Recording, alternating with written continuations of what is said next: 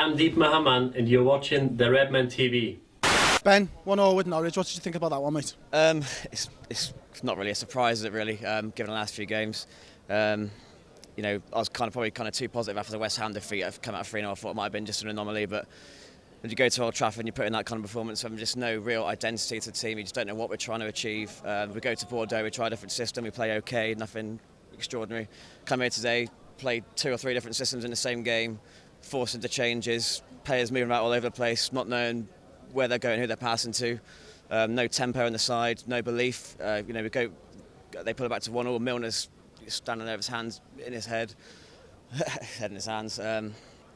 We're just all kind of deflated, really. It's going to be the unanimous kind of belief now that Rodgers has to go, and that is going to be the 95% of the fan base are going to feel that. But I just kind of look at it and think, do you really see him getting sacked? If he was going to get sacked, it would have been after the 6-1. They wouldn't have spent all that money that they did in the summer, and just to sack him after 6 or 7 games. So I think the manager isn't going to be the thing that changes, but something's going to have to. What do you think that could be then? Because we've tried, as you said there, 3 or 4 systems already.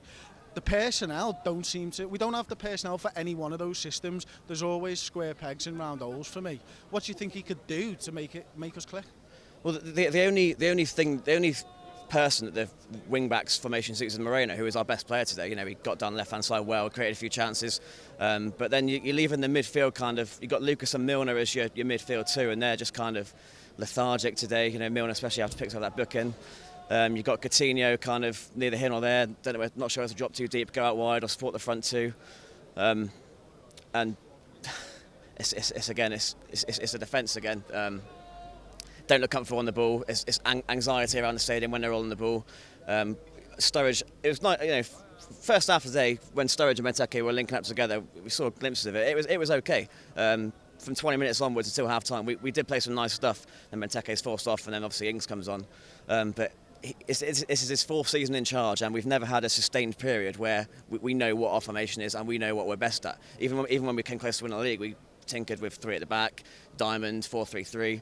And it's his 4th season now. He should be getting to grips with what his best formation is, who his best players are, and how he needs to play football. Well, not just that as well. He's had how many transfer windows? He's had 7 transfer windows, hasn't he, so far? And he still hasn't been able to sign for the formation that he really wants to play. So it says something about his signings as well, doesn't it?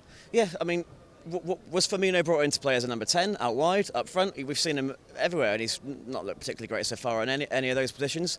Was Benteke brought in to play alongside Sturridge, alongside Ings? Was Klein meant to be a wing-back or a right-back? Do you think he knows the answers?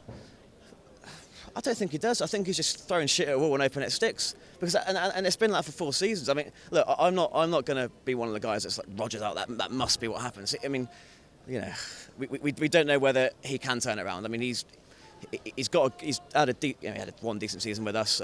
There will be people now that think he cannot turn it around.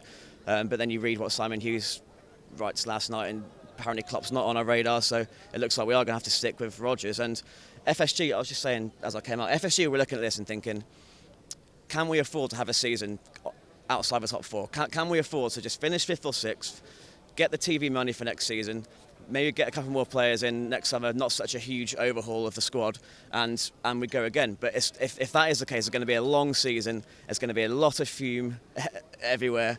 But I think that's probably the most likely outcome.